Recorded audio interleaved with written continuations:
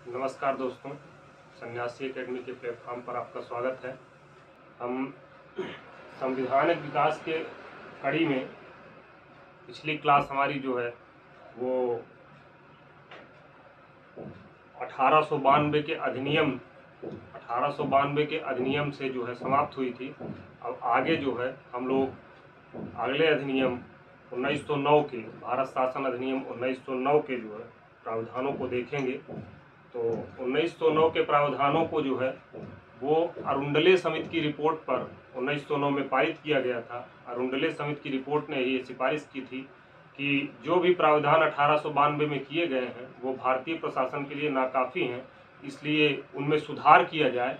तो उस सुधार की दृष्टि से 1909 के अधिनियम को पारित किया गया और इसमें जो है इसे 1909 के अधिनियम को जो है मार्ले मिंटो सुधार भी कहा जाता है।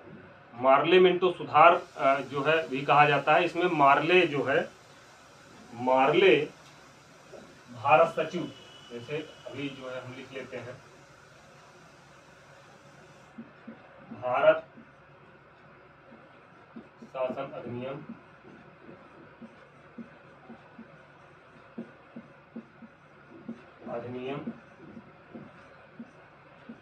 1909, इसको क्या कहा जाता है? मार्ले मिंटो सुधार। यहाँ लिख देते हैं मार्ले मिंटो सुधार। इसको मार्ले मिंटो सुधार की भी संज्ञा दी जाती है। तो मार्ले मिंटो सुधार में जो है मार्ले क्या थे? मार्ले जो है वो भारत सचिव थे। ये जो है भारत सचिव थे और उस समय मिंटो जो है वायसराय हुआ था। क्या था? वायसराय। तो इनके जो है सुधारों के द्वारा, इनके जो है सुधारों को जो है भारत शासन अधिनियम 19 के द्वारा प्रस्तुत किया गया। तो भारत शासन अधिनियम 1909 में जो है जो प्रावधान किए गए थे उसमें क्या किया गया? सबसे पहले केंद्रीय विधान परिषद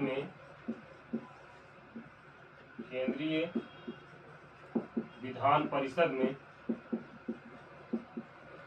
सदस्यों की संख्या जो थी, सदस्यों की संख्या 16 से बढ़ाकर 60 कर दी गई। पहले क्या थे? 16 सदस्य थे, अब उनकी संख्या क्या हो गई? 60 हो गई। अब 60 सदस्य इसमें जो है केंद्रीय विधान परिषद में जो है नियुक्त किए जाने लगे। और भारतीयों को, जो भारतीय सदस्य थे, भारतीयों को जो बजट है, बजट पर जो है बहस करने की और प्रश्न पूछने के जो अधिकार दिए गए थे, उसके तहत क्या किया गया था पिछले अधिनियम में कि अनुपूरक प्रश्न पूछने का अधिकार नहीं था। तो उसको क्या किया गया कि अनुपूरक प्रश्न पूछने का भी अधिकार दिया गया। अनुपूरक प्रश्न पूछने का अधिकार दिया गया,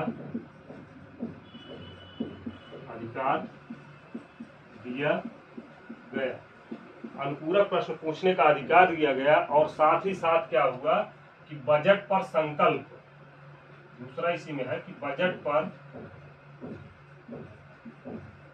संकल्प प्रस्तुत करने का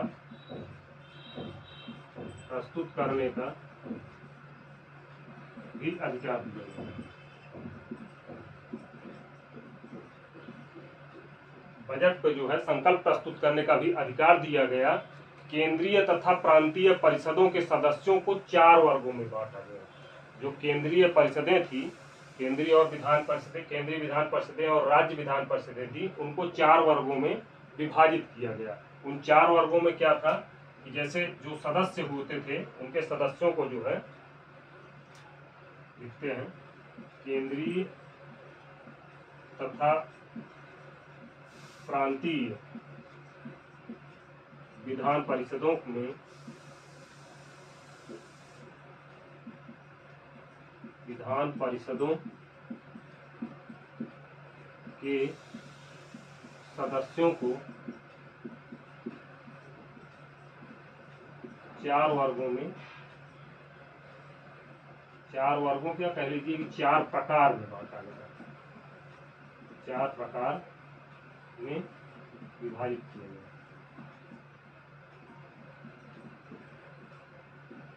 4 प्रकारों में विभाजित किया गया। वो 4 प्रकार क्या थे? पहले थे मनोनीत, मनोनीत पहले क्या थे? मनोनीत सदस्य थे। और दूसरे जो है पदेन सदस्य, पदेन सदस्य। तीसरे क्या थे? सरकारी सदस्य, सरकारी सदस्य। चौथे क्या थे? गैर सरकारी सदस्य।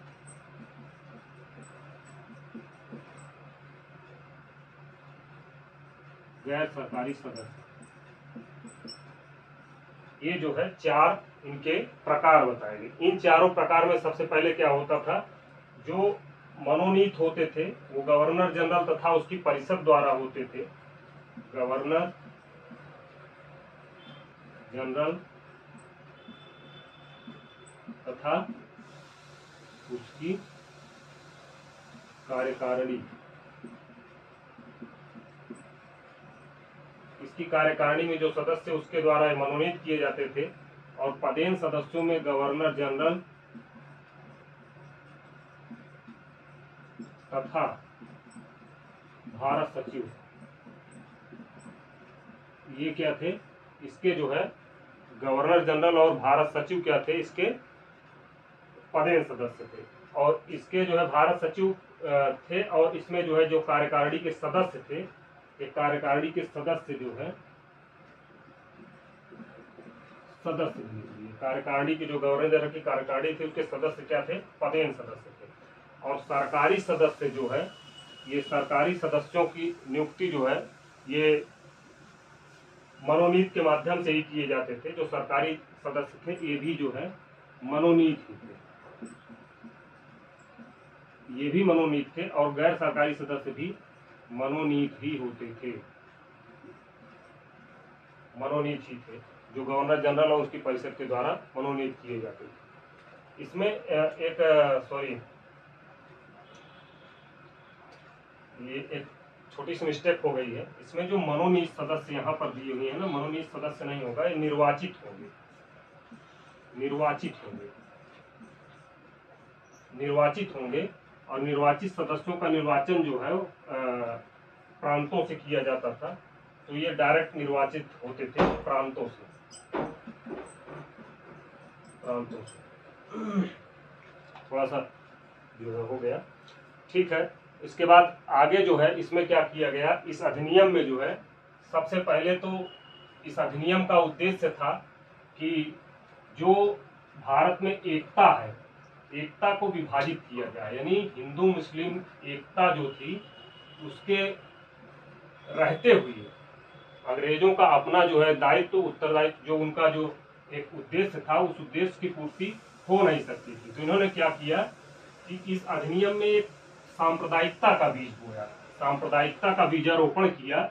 जिसके माध्यम से क्या हुआ कि सांप्रदायिकता का बीजारोपण कैसे किया कि इन्होंने जो निर्वाचक मंडल थे उस निर्वाचक मंडल को जो है मुस्लिमों के लिए अलग निर्धारित कर दिया गया। यानी मुसलमानों के लिए पृथक निर्वाचन मंडल की व्यवस्था की गई, जिससे कि मुस्लिम खुश हों। मुस्लिम खुश होंगे तो क्या होगा कि उनको लगेगा कि नहीं जो है अंग्रेज हमारे लिए अच्छा कार्य कर रहे हैं। तो वो मुस्लिम और हिंदुओं को जो है बांटने के लिए क्या किया कि एक पृथक जो है मताधिकार तथा निर्वाचक मंडल की व्यवस्था की गई। यानी मुस्लिमों के लिए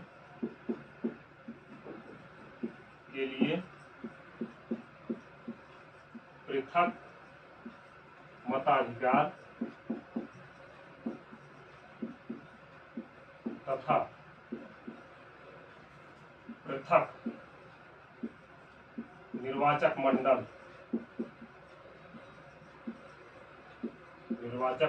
की व्यवस्था की गई। इसमें क्या किया गया कि मुसलमानों को पूरी तरीके से अलग किया गया हिंदुओं से, सिर्फ इस आधार पर कि जो है इनके बीच में वैमनस्य की स्थिति उत्पन्न हो जिसका लाभ हम उठा सके। तो इसको कहा जाता है कि व्यवसायिक और सांप्रदायिक प्रतिनिधित्व प्रणाली। इसमें क्या किया गया, व्यवसायिक तथा व्यवसायिक तथा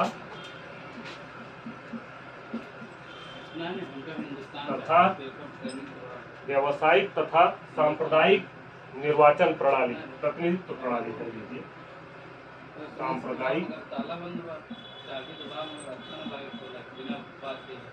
सांप्रदायिक प्रतिनिधित्व प्रणाली,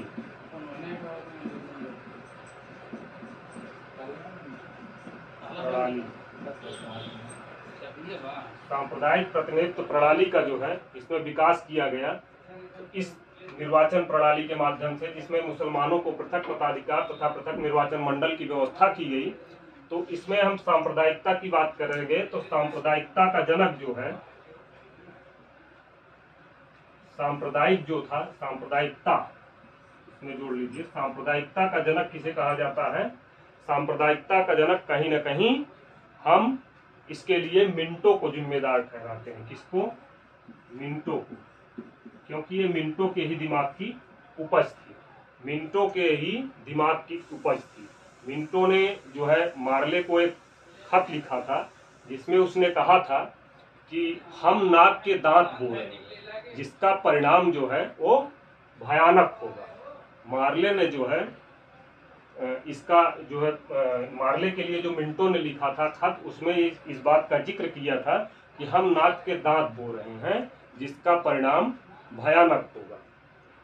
आगे जो है क्या होता है कि इसी के द्वारा जो है भारत पाकिस्तान इस सांप्रदायिक निर्वाचन प्रणाली के अलग होने के बाद, सांप्रदायिकता के आधार पर इस निर्वाचन प्रणाली के विभाजन के बाद क्या होता है कि कहीं न कहीं पाकिस्तान के और भारत के जो है जो अलग अलग विभाजन हुआ है, विभाजन की रूपरेखा जो है, जो उसका बीज एक प्रकार से कह सकते हैं कि बीजारोपण जो हुआ है, इस सांप्रदायिक निर्वाचन प्रणाली के जो है परिणाम रही है। इस सांप्रदायिक निर्वाचन प्रणाली का परिणाम रहा है कि भारत और पाकिस्तान दो अलग राष्ट्र बने हैं। इसकी शुरुआत यहीं से मानी जाती है। तो आइए देखते हैं अगले प्रावधान के बारे में। अगला था कि भारत जो है केंद्रीय विधान परिषद तथा गवर्नर जनरल की कार्यकारिणी में जो सदस्य थे, उन सदस्यों का क्या किया गया कि सबसे पहले इसमें जो है इस माध्यम से क्या किया गया, सबसे पहले भारत परिषद में दो भारतीयों पहली बार ऐसी व्यवस्था हुई कि भारतीयों को भारत परिषद में जगह दी गई। तो भारत परिषद में तथा वायसराय की कार्यकारिणी में जो क्या किया गया कि भारत परिषद में दो सदस्यों कौन कौन से थे? एक केसी गुप्ता थे और दूसरे सैयद हुसैन बिलगामी।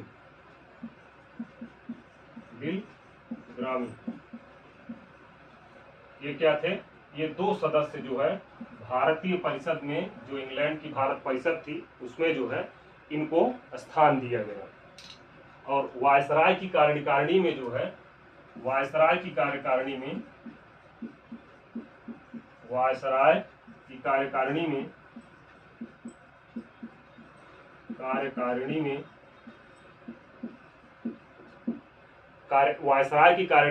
एसपी सिन्हा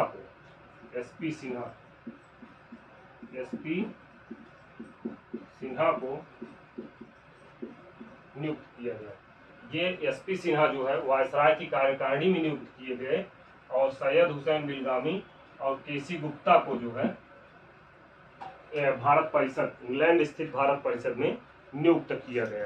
अब ये प्रशासन की विधियों का जो है प्रतिनिधित्व किया गया। प्रशासन की विधि निर्माण का जो है प्रतिनिधित्व ये दो संस्थाएं करती थी इसके माध्यम से।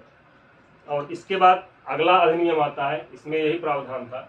अगले अधिनियम में आता है 1919 का भारत भारत परिषद अधिनियम 1919।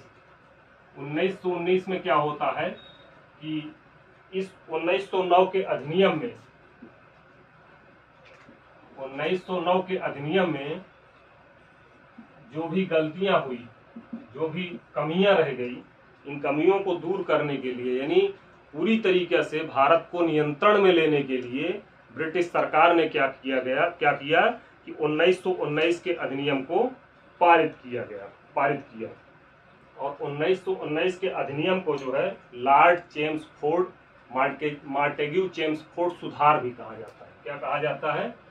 मार्टेग्यू चेम्सफोर्ड सुधार। मार्टेग्यू चेम्सफोर्ड सुधार। चेम्सफोर्ड सुधार, इसको जो है मार्टेग्यू चेम्सफोर्ड सुधार कहा जाता है। और मार्टेग्यू चेम्सफोर्ड सुधार में मार्टेग्यू जो है उस समय का जो है क्या था? भारत सचिव था। ये भारत सचिव था। और चेम्सफोर्ड क्या था? वायसराय था। उस समय जो है चेम्सफोर्ड जो है वायसराय था।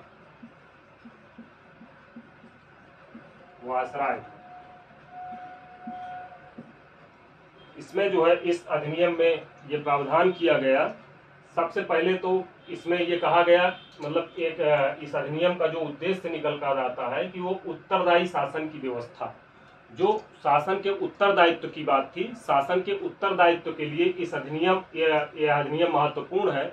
इसमें ही पहली बार उत्तरदायित्व शब्द की, उत्तरदायित्व शब्द का स्पष्ट प्रयोग किया गया और उत्तरदायी शासन का स्पष्ट प्रयोग किया गया। और इसमें कहा गया कि प्रत्यक्ष निर्वाचन प्रणाली अपनाई जाए। जो निर्वाचन की पहले अप्रत्यक्ष प्रक्रिया थी, उस अप्रत्यक्ष प्रक्रिया को जो है अब प्रत्यक्ष कर दिया गया। यानी जैसे मनोनयन की प्रक्रिया थी, उसमें अब वो क्या हो गया कि प्रत्यक्ष निर्वाचन प्रणाली अपनाई गई। इसका पहला प्राविधान था प्रत्यक्ष निर्वाचन प्रणाली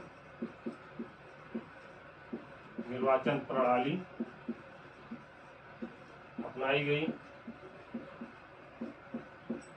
गई। दूसरा था कि महिलाओं को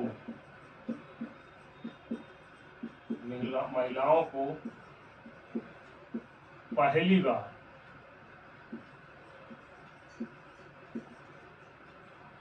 मताधिकार का प्रयोग की छूट मिली। अभी तक क्या होता था कि महिलाओं को किसी भी जो है निर्वाचन प्रणाली में शामिल नहीं किया जाता था। अब क्या हुआ कि महिलाओं को इस अधिनियम के आधार पर क्या हुआ कि महिलाओं को मताधिकार प्रयोग की छूट मिली, यानी महिलाएं भी वोटिंग कर सकती थी। उसमें क्या हुआ कि अब इसमें अगला प्रावधान था प्रांतों में द्वैत शासन। जो प्रांतों में द्वैत शासन की प्रक्रिया है उसको जो है लागू किया गया। यानी पहली बार 1919 के अधिनियम में क्या किया गया कि जो द्वैत शासन पीछे अधिनियम में समाप्त किए गए थे, उन द्वैत शासनों को फिर से केंद्र में न लागू करके प्रांतों में लागू किया गया। यानी प्रांतों में द्वैत शासन की प्रक्रिया लागू की गई। प्रांतों में द्वैत शासन लागू किया गया।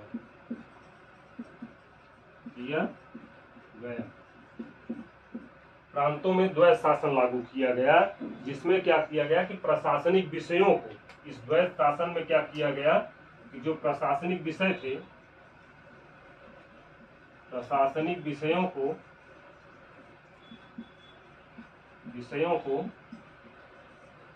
दो भागों में बांटा गया। हस्तांतरित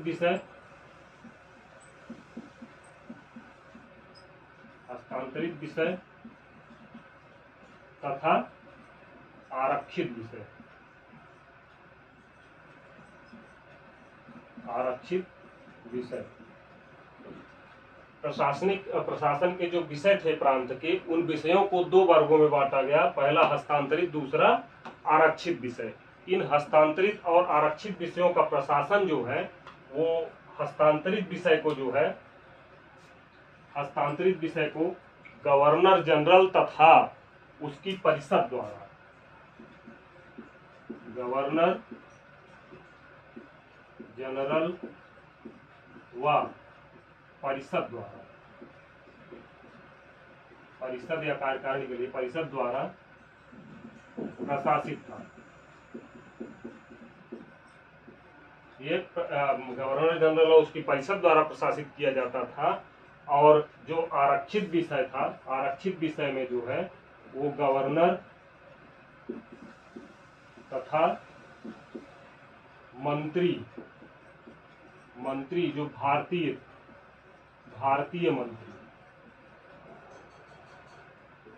मंत्रियों के माध्यम से जो है प्रशासित किया जाता था,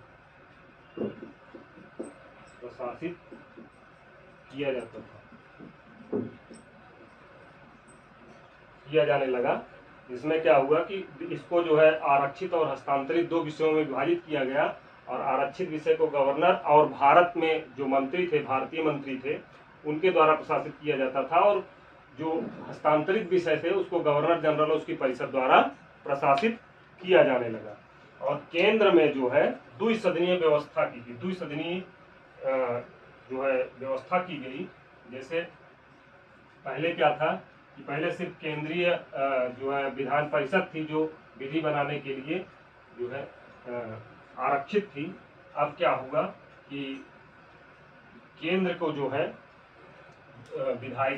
केंद्रीय विधायिका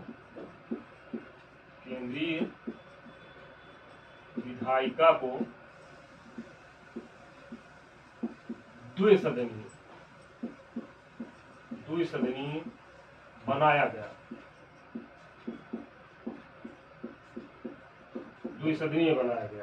इसमें द्विसदनीय बनाया गया तो उसमें सबसे पहले क्या किया गया कि इसमें एक उच्च सदन, एक निम्न सदन बनाया गया। तो ये सदन था, इसमें सबसे पहले क्या हुआ कि इसमें एक बनाया गया राज्य परिषद। क्या थी? राज्य परिषद। और दूसरा क्या थी? विधानसभा। राज्य परिषद जो है वो उच्च सदन थी, जबकि विधानसभा जो है वो निम्न सदन थी। सदन को जो है ये द्विसदनीय विधायिका की व्यवस्था की गई, जिसमें जो है राज्य परिषद और विधानसभा का गठन किया गया। और राज्य परिषद में क्या होता था, इसके सदस्यों की संख्या 60 निर्धारित की गई। 60 में जो है इसकी सदस्यों की संख्या 60 निर्धारित की गई, जबकि विधानसभा में जो है इसमें सदस्यों की संख्या 145 इसके आसपास होगी। सदस्यों की संख्या को लेकर के अन्य किताबों में बहुत कुछ दिया हुआ है, बहुत आगे पीछे भी दिया हुआ है, कहीं कहीं 40 भी दिया हुआ है, कहीं 45 दिया हुआ है। ये 60 को कहीं पर जो है 62-63 कर दिया गया है। तो इसको लेकर के चिंता ना करें, ये जो मैं लिखाया हूँ ये सही है। तो इसका जो है इसको लेकर के बहुत ज़्यादा प्रश्न भी नहीं पूछे जाते हैं, कितने सदस्य थे, क्या थे। द्विसदनीय विधायिका में कौन सा निम्न था, कौन सा उच्च था, इन बारे में पूछा जाता है। और ये सब भारतीय संविधान में सारे प्रावधान अब भी मौजूद हैं। विधान सभा और राज्य परिषदें, राज्य परिषद तो नहीं है लेकिन विधानसभा फिर भी मौजूद है। तो जो भी राज्यों के जो है अपने यहाँ के संविधान के बारे में बताएंगे, भारतीय संविधान की व्यवस्था के बाद, यानी जो भारतीय संविधान बनेगा उसके बाद जब हम भारतीय संविधान की चर्चा करेंगे और विधानसभाओं को पढ़ाएंगे तो इसके बारे में और भी चर्चाएं होंगी। जो राज्य के विधायिका है उसके बारे में भी और केंद्रीय विधायिका के बारे में भी। तो उस वहाँ पर हम निम्न सदन उच्च सदन की चर्चा करेंगे, तो कौन सा निम्न है कौन सा उच्च है, इन सब बारे में बताएंगे। और पहली बार इसमें जो है जैसे ब्रिटिश कार्यों के लिए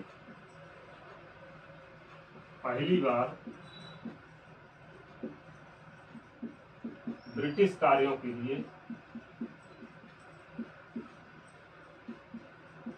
ब्रिटिश कार्यों के लिए एक हाई कमिश्नर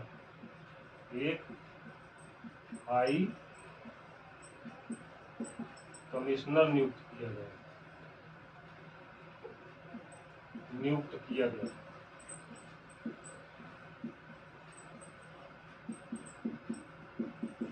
इसमें क्या हुआ कि ब्रिटिश कार्यों के लिए जो ब्रिटिश के प्रति डायरेक्ट उत्तरदायित्व था उसका, तो ब्रिटिश कार्यों के लिए जो क्या हुआ, ये जो है हाई कमिश्नर की नियुक्ति की गई, जो क्या करता था, इसका क्या कार्य क्या था कि भारत सचिव की मदद करना, भारत सचिव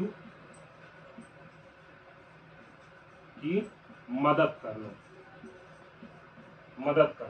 अब यहाँ पर जो है कहीं ना कहीं ये भारत सचिव जो है वो ब्रिटिश मंत्रिपरिषद और ब्रिटिश संसद के प्रति उत्तरदायी था, और जो गवर्नर जनरल था वो भी अप्रत्यक्ष रूप से भारत सचिव के माध्यम से ब्रिटिश संसद का जो है प्रतिनिधित्व करता था, और ब्रिटिश संसद का ही उत्तरदायित्व उसके ऊपर रहता था। इसमें एक प्रावधान और है कि इसके 1919 के अधिनियम के द्वारा संघ लोक सेवा आयोग, यानी भारत में जो नौकरशाही थी, यानी नौकरशाही की व्यवस्था के लिए, यानी कह लीजिए कि कार्यपालिका के जो अंग हैं, कार्यपालिका में जो कार्यकर्ता हैं, उनके लिए क्या हुआ कि लोक सेवा आयोग का गठन किया गया। सेवा आयोग की गठन की बात कही गई। इसमें यह भी प्रावधान था कि लोक सेवा आयोग का गठन किया जाए, जिसके माध्यम से जो है भारत में कर्मचारियों की नियुक्ति की जाए, और एक प्रतियोगी परीक्षा के आधार पर, जिससे ये सुनिश्चित हो सके कि जो है अच्छी और स्वस्थ न्याय व्यवस्था स्थापित की जा सके। अब इसमें जो है उत्तरदायित्व की बात हुई, तो इसमें ये धीरे धीरे क्या हुआ कि भारत जो है ब्रिटिश प्रशासन में, जो भारतीय प्रशासन था उसमें भारतीयों की भागीदारी मैक्सिमम बढ़ती गई, इससे क्या हुआ कि भारतीयों को भी ये लगने लगा, जो कानून बनने लगे उसमें भारतीय भी शामिल होते थे, तो जिससे उन्हें जो है इस बात की संतुष्टि होती थी कि कम से कम जो कानून बने हैं वो हमारे जो है निरीक्षण में बने हैं, देख रेख में बने हैं। लेकिन फिर भी जो है वो ये आवश्यक नहीं था कि वहाँ पर जो है उनकी चले भी, जो चलती भी नहीं थी। और गवर्नर जनरल को तो वीटो का अधिकार पहले से ही था, तो वीटो के अधिकार के अंतर्गत इनको जो है सारे नियम जो बनाए गए थे उसको निरस्त भी किया जा सकता था, वो गवर्नर जनरल के बस की बात थी। अध्यादेश भी जो जारी किए जाते थे ये भी गवर्नर जनरल के ही द्वारा जारी किए जाते थे। तो अब इसमें जो है आज के लिए जो है इतना ही 1919 के अधिनियम तक, और आगे जो है हम चर्चा करेंगे 1935 के अधिनियम में। अब 1935 के अधिनियम में क्या क्या जो है व्यवस्थाएं की गई है, और भारत शासन अधिनियम में 1935 का जो अधिनियम है वो सबसे लेंदी है, सबसे बड़ा है, जिसके लिए काफ़ी समय चाहिएगा। अभी हम अगर इसकी चर्चा शुरू करेंगे तो काफ़ी बड़ी क्लास हो जाएगी, और बड़ी क्लास होने से थोड़ा सा जो है देखने में डिस्टर्बेंस होता है, और देखने में जो है इसमें एक प्रकार से कह लीजिए कि मन नहीं लगता है, तो अच्छा नहीं लगता है। हम इतना आपको प्रोवाइड करेंगे जितना आप लोग आसानी से पढ़ सकें, और इसी के साथ ही हम क्लास को जो है स्थगित करते हैं। आप हमारी क्लास को ज़्यादा से ज़्यादा शेयर करिए ताकि सभी लोग इसका फ़ायदा उठा सकें। हम लोग निःशुल्क प्लेटफॉर्म इसका जो है शुरू करे हैं, तो निःशुल्क की व्यवस्था जो है इसका ज़्यादा से ज़्यादा लोग लाभ ले पाएँ, इसके लिए हम लोग जो है प्रयासरत हैं, और इस शिक्षा व्यवस्था को जो है अच्छा से सुधारा जाए और अच्छी से जो है किया जाए। तो धन्यवाद, नमस्कार।